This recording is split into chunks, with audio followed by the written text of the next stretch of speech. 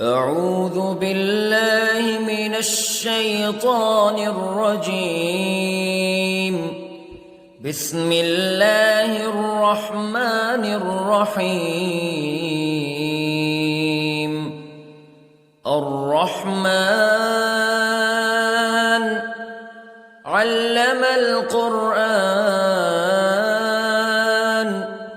خلق الإنسان علمه البيان.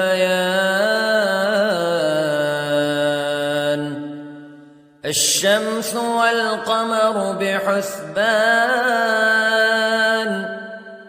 والنجم والشجر يسجدان والسماء رفعها ووضع الميزان ألا تطغوا في الميزان وأقيموا الوزن بالقسط ولا تخسروا الميزان. والأرض وضعها للأنام فيها فاكهة والنخل ذات الأكمام والحب ذو العصف والريحان فبأي آلاء ربكما تكذبان. خلق الإنسان من صلصال كالفخار وخلق الجان من مارج من نار فبأي آلاء ربكما تكذبان. رب المشرقين ورب المغربين فبأي آلاء ربكما تكذبان. مرج البحرين يلتقيان بينهما برزخ لا يبغيان فبأي آلاء ربكما تكذبان. يخرج منهما اللؤلؤ والمرجان فبأي آلاء ربكما تكذبان. وله الجوار المنشآت في البحر كالأعلام فبأي آلاء ربكما تكذبان. كل من عليها فان ويبقى وجه ربك ذو الجلال والإكرام فبأي آلاء ربكما تكذبان. يسأله من في السماوات والأرض كل يوم هو في شأن فبأي آلاء ربكما تكذبان. سنفرغ لكم أيها الثقلان فبأي آلاء ربكما تكذبان.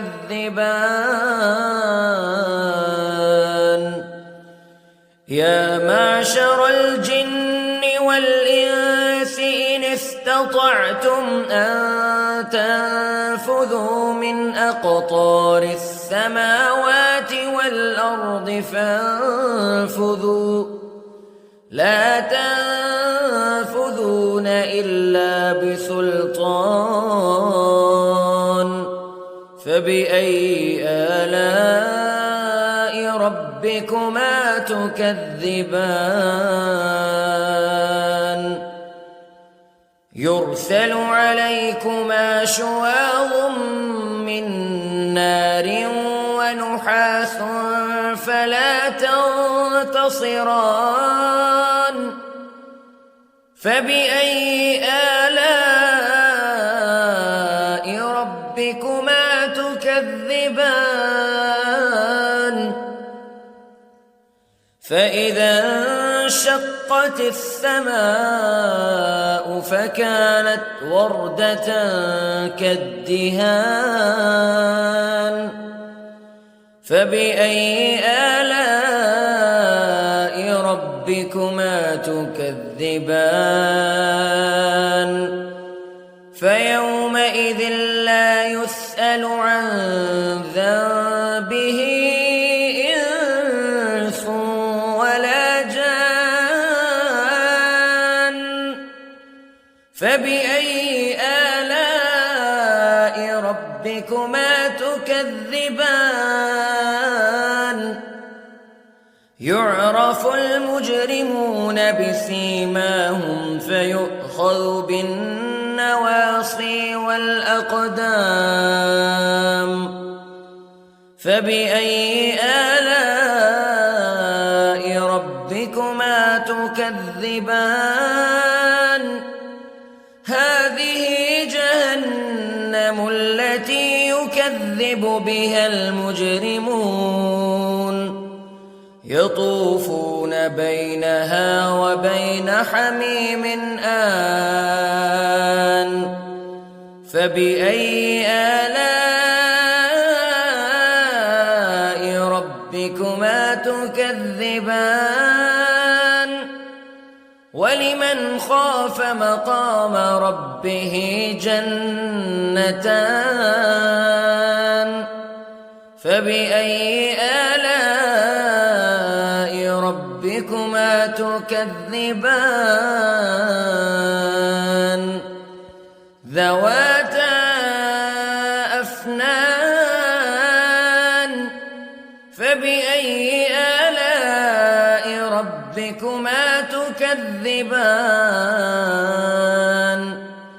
فيهما عينان تجريان فبأي آلاء ربكما تكذبان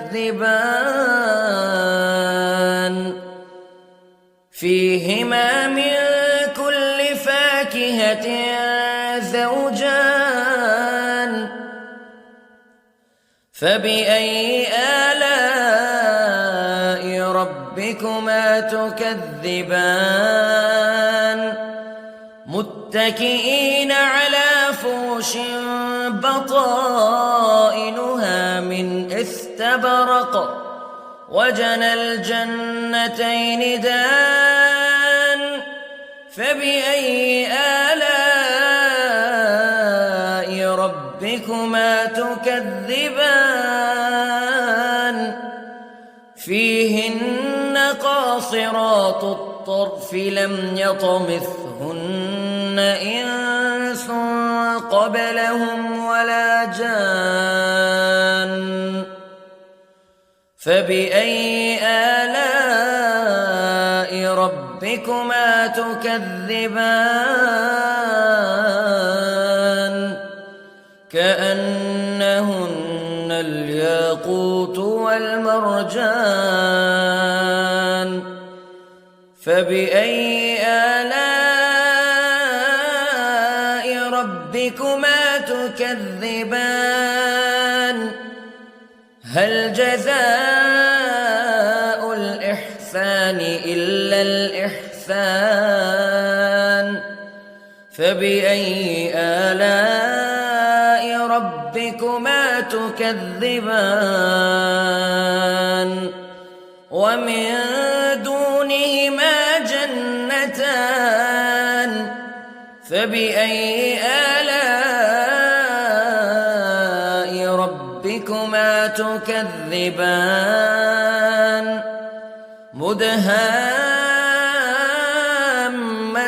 مدهامتان فبأي آلاء ربكما تكذبان فيهما عينان نضاختان فبأي آلاء ربكما تكذبان فيهما فاكهة ونخل ورمان فبأي آلاء ربكما تكذبان فيهن خيرات حسان فبأي آلاء ربكما تكذبان حور مقصورات في الخيام فبأي آلاء ربكما تكذبان لم يطمثهن إنس قبلهم ولا جان فبأي آلاء ربكما تكذبان